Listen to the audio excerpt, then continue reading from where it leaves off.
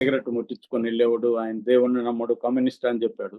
రెండో దాంట్లో ఏమో చిన్నప్పటి నుంచి మా నాన్న రామజపం నేర్పించాడు మాకు. నాకు ఆరోగ్యం బాగాలేకపోతే కూడా మేము రామజపం చేశామని చెప్తున్నాడు. ఇలాగ అన్నిట్లో ఒక దాంట్లో ఏమో భాష మీరు తమిళోళ్ళని పొగుడుతున్నాడు. తమిళోళ్ళు చూడండి అందరూ ఒకటే ఈ భాషని వ్యతిరేకిస్తున్నారు, హిందూ ఇంపోజిషన్‌ని. వాళ్ళ నుంచి మనం నేర్చుకోవాలంటున్నాడు. ఇప్పుడేమో వాళ్ళది హిపోక్రసీ అంటున్నాడు. ఇలాగా అంటే ఒక మిగతా రాజకీయ నాయకులు కూడా సిగ్గుపడే విధంగా పవన్ కళ్యాణ్ అంటే రాజకీయాలు చేయాలంటే ఇలా చేయాలి. అసలు సిగ్గు, శరం, రోషం, మానం ఏమి ఉండొద్దు. నువ్వేమన్నా మాట్లాడేసేయి, ఎప్పుడేమన్నా మాట్లాడేసేయి. నీకేది అవసరమో అది మాట్లాడేసేయి అన్నట్టుగా పవన్ కళ్యాణ్ తయారయ్యాడు. నిజానికి ఆయన భిన్నమైన రాజకీయ నాయకుడు. మిగతా మెయిన్ స్ట్రీమ్ రాజకీయ నాయకులతో పోలిస్తే ఆయన డిఫరెంటు అన్న దీన్ని బద్దలు కొట్టేశాడు పవన్ కళ్యాణ్ ఈ స్పీచ్‌తో. నేను కూడా అందరి రాజకీయాల కంటే ఘోరమైన వ్యక్తినే. నాకు అధికారమే పరమావధి. ఇంకే ఐడియాలజీ నాకు లేదు. నా ఐడియాలజీ అధికారమే అన్నది డిక్లేర్ చేసేసాడు. ఇది నిజానికి మంచిదే. పవన్ కళ్యాణ్ పట్ల భ్రమలు తొలగిపోవడం అనేది నేను ఎప్పటినుంచో చెప్తున్నా. పవన్ కళ్యాణ్ అందరిలాగే రాజకీయ నాయకుడు. అతని గోల్ సీఎం కావడం. సీఎం కావడానికి ఏది అవసరమైతే అది చేస్తాడు అతను.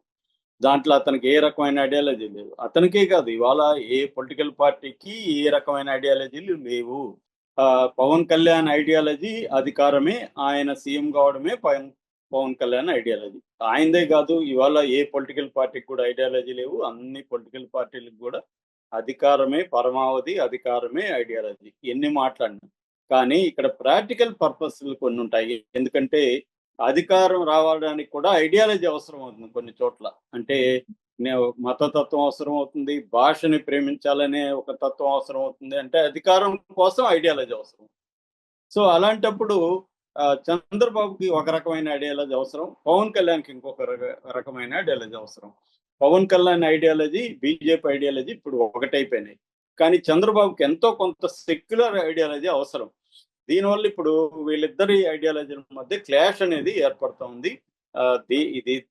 దీనివల్ల ఏదో కొంపలు మునిగిపోతాయని నేను అనుకోవట్లేదు కూటమి వల్ల. ఎందుకంటే పరస్పరం ఇద్దరికి ఒకరికొకరు అవసరం కాబట్టి వీళ్ళిద్దరు విడిపోయే ప్రసక్తి అయితే లేదు. అది ఎవరో రాసినట్టుగా భార్య భర్తలు కొట్టుకుంటూ కాపురం చేస్తారు కాబట్టి వీళ్ళిద్దరు కూడా కొట్టుకుంటూ కాపురం చేయాల్సిందే. లేకపోతే జగన్ వస్తాడు.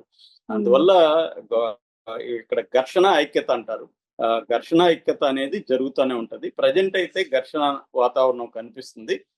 దీని నుంచి మళ్ళీ కొద్దిగా ఐక్యతలోకి వెళ్తారు. మళ్ళీ ఘర్షణ ఇలా ఈ చట్రం జరుగుతూ ఉంటది. ప్రజెంట్ కార్యకర్తల వల్లనే మేము గెలిచాము అని మాట్లాడడం కూడా తెలుగుదేశంలో చాలా తీవ్ర వ్యతిరేకతకు కారణమైంది. అంటే ఎవరో చెప్పినట్టుగా కుక్క తోక నాడిచ్చాలి కానీ తోక కుక్క నాడిస్తున్నట్టుగా. ఎందుకంటే కూటమిలో మైనర్ పార్టీ పవన్ కళ్యాణ్ది, మేజర్ పార్టీ చంద్రబాబు. మైనర్ అంటే ఆయన పర్సంటేజ్ ఓట్లు చూసుకుంటే 6.8% పవన్ కళ్యాణ్కి వచ్చాయి. వీళ్ళది 40% దాటింది. సో ఒక 6.8% వచ్చి 40% నా వల్లే నిలబడిందంటే అంతకంటే ఆశాస్పదం ఉండదు. సో ఇది చంద్రబాబు చేతగాంతనం వల్లే పవన్ కళ్యాణ్ ఎలా మాట్లాడుతున్నాడు, ఎందుకు చంద్రబాబు ఎంతగా అతన్ని భరించాలి, మనకెంత అతను అవసరమో అతనికి అంతకంటే ఎక్కువ మనం అవసరం కదా. ఆ మ్యూచువల్ ఇది లేకుండా పవన్ కళ్యాణ్ వీలైనప్పుడు అంతా రెచ్చిపోతున్నాడు అన్నది తెలుగుదేశం దీంట్లో కూడా వస్తుంది. మూడవది, ఇతను విపరీతంగా మతతత్వాన్ని పెంచి పోషించే విధంగా, హిందూ మతతత్వం అనేది ఆంధ్రప్రదేశ్లో ఆల్మోస్ట్ ఉండదన్నమాట. ఎందుకంటే దానికి ప్రధాన కారణం అక్కడ ప్రధానంగా ఉన్న తెలుగుదేశం, వైసీపీ, ఈ రెండు పార్టీలు కూడా సెక్యులర్ పార్టీలు. తెలుగుదేశం అవసరార్థం బీజేపీతో కలిసినా బీజేపీ ఐడియాలజీని తెలుగుదేశం ఎప్పుడు కూడా బలంగా ముందుకు తీసుకెళ్లలేదు.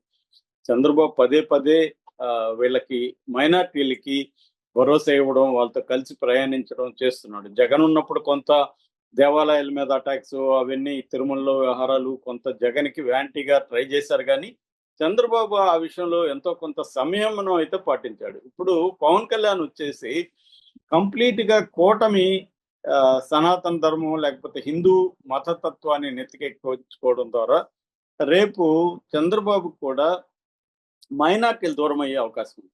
అంటే ఒక వ్యవహారం ఏం నడుస్తుందంటే పవన్ కళ్యాణ్ బీజేపీ కలిసి నెక్స్ట్ 2029 ఎలక్షన్లో విడిగా పోటీ చేయాలని ఒక ఆలోచన ఉన్నట్టు తెలుగుదేశాన్ని పక్కన పెట్టేసి పవన్ కళ్యాణ్‌ని సీఎం క్యాండిడేట్‌గా అనౌన్స్ చేసి వెళ్ళాలన్న ఒక వ్యూహం ఉన్నట్టు కనబడుతుంది. అందువల్ల ఆహ్, పవన్ కళ్యాణ్ స్ట్రాటజీ ఏందంటే ఒకటి నేషనల్ వైడ్‌గా పాపులర్ కావడం.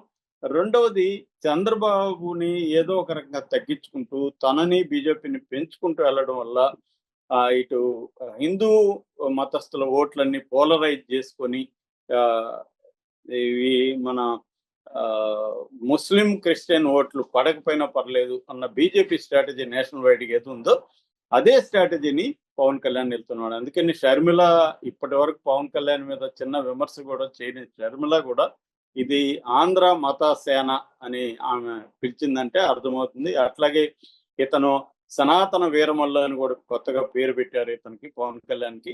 సో మామూలుగా ప్రజల్లో తీవ్ర వ్యతిరేకత వచ్చింది. పొలిటికల్ పార్టీల్లో తీవ్ర వ్యతిరేకత వచ్చింది పవన్ కళ్యాణ్‌కి. సోషల్ మీడియాలో కూడా పవన్ కళ్యాణ్‌కి ఆయన కాషాయం బట్టలేశారు. ఒక దాంట్లో చెగువెర పెట్టి, ఇంకో దాంట్లో శూలం పెట్టి, ఇలాగ ఇతను విచిత్రమైన కాంబినేషన్ అని చేశారు. అట్లాగే ఆయన గతంలో మాట్లాడిన విషయాలు కులం గురించి, భాష గురించి, మతం గురించి ఆయన గతంలో ఏం మాట్లాడాడు, ఇప్పుడేం మాట్లాడాడు. పక్కన పెడితేనే అర్థమవుతుంది. ఆ పవన్ కళ్యాణ్, ఈ పవన్ కళ్యాణ్ వేరా వ్యక్తులేమో. ఇంత అపరిచితుడే సిగ్గుపడేంత స్థాయిలో ఇతను మాట్లాడుతున్నాడు. ఫర్ ఎగ్జాంపుల్ ఒక దాంట్లో వాళ్ళ నాన్న, మా నాన్నమ్మ ముట్టించిన దీపం దీనిలో సిగరెట్ ముట్టించుకొని వెళ్ళేవాడు. ఆయన దేవుడిని నమ్మడు, కమ్యూనిస్ట్ అని చెప్పాడు. రెండో దాంట్లో ఏమో చిన్నప్పటి నుంచి మా నాన్న రామజపం నేర్పించాడు నాకు ఆరోగ్యం బాగాలేకపోతే కూడా మేము రామజపం చేశామని చెప్తున్నాడు. ఇలాగ అన్నిట్లో ఒక దాంట్లో ఏమో భాష మీరు తమిళోళ్ళని పొగుడుతున్నాడు. తమిళోళ్ళు చూడండి అందరూ ఒకటే ఈ భాషని వ్యతిరేకిస్తున్నారు, హిందూ ఇంపోజిషన్ని. వాళ్ళ నుంచి మనం నేర్చుకోవాలంటున్నాడు. ఇప్పుడేమో వాళ్ళది హిపోక్రసీ అంటున్నాడు. ఇలాగా అంటే ఒక మిగతా రాజకీయ నాయకులు కూడా సిగ్గుపడే విధంగా పవన్ కళ్యాణ్ అంటే రాజకీయాలు చేయాలంటే ఇలా చేయాలి, అసలు సిగ్గు, శరం, రోషం, మానం ఏమీ ఉండద్దు. నువ్వేమన్నా మాట్లాడేసాయి, ఎప్పుడేమన్నా మాట్లాడేసి, నీకు ఏది అవసరమో అది మాట్లాడేసాయి అన్నట్టుగా పవన్ కళ్యాణ్ తయారయ్యాడు. నిజానికి ఆయన భిన్నమైన రాజకీయ నాయకుడు. మిగతా మెయిన్ స్ట్రీమ్ రాజకీయ నాయకులతో పోలిస్తే ఆయన డిఫరెంటు అన్న దీన్ని బద్దలు కొట్టేశాడు పవన్ కళ్యాణ్ ఈ స్పీచ్‌తో. నేను కూడా అందరి రాజకీయాల కంటే ఘోరమైన వ్యక్తినే. నాకు అధికారమే పరమావధి. ఇంకే ఐడియాలజీ నాకు లేదు. నా ఐడియాలజీ అధికారమే అన్నది డిక్లేర్ చేసేసాడు. ఇది నిజానికి మంచిదే. పవన్ కళ్యాణ్ పట్ల భ్రమలు తొలగిపోవడం అనేది నేను ఎప్పటినుంచో చెప్తున్నా. పవన్ కళ్యాణ్ అందరిలాగే రాజకీయ నాయకుడు. అతని గోల్ సీఎం కావడం. సీఎం కావడానికి ఏది అవసరమైతే అది చేస్తాడు అతను. దాంట్లో అతనికి ఏ రకమైన ఐడియాలజీ లేదు. అతనికే కాదు ఇవాళ ఏ పొలిటికల్ పార్టీకి ఏ రకమైన ఐడియాలజీలు లేవు. పవన్ కళ్యాణ్ ఐడియాలజీ అధికారమే. ఆయన సీఎం కావడమే పవన్ కళ్యాణ్ ఐడియాలజీ. ఆయనదే కాదు ఇవాళ ఏ పొలిటికల్ పార్టీకి కూడా ఐడియాలజీ లేవు. అన్ని పొలిటికల్ పార్టీలకు కూడా అధికారమే పరమావధి, అధికారమే ఐడియాలజీ. ఎన్ని మాట్లాడినా. కానీ ఇక్కడ ప్రాక్టికల్ పర్పస్‌లు కొన్ని ఉంటాయి. ఎందుకంటే అధికారం రావడానికి కూడా ఐడియాలజీ అవసరం అవుతుంది కొన్ని చోట్ల. అంటే మతతత్వం అవసరం అవుతుంది. భాషని ప్రేమించాలనే ఒక తత్వం అవసరం అవుతుంది. అంటే అధికారం కోసం ఐడియాలజీ అవసరం. సో అలాంటప్పుడు చంద్రబాబుకి ఒక రకమైన ఐడియాలజీ అవసరం. పవన్ కళ్యాణ్‌కి ఇంకొక రకమైన ఐడియాలజీ అవసరం. Pawan Kalyan ideology, BJP ideology ఇప్పుడు ఒకటైపోయినాయి. కానీ చంద్రబాబుకి ఎంతో కొంత సెక్యులర్ ఐడియాలజీ అవసరం. దీనివల్ల ఇప్పుడు వీళ్ళిద్దరి ఐడియాలజీల మధ్య క్లాష్ అనేది ఏర్పడుతోంది. దీనివల్ల ఏదో కొంపలు మునిగిపోతాయని నేను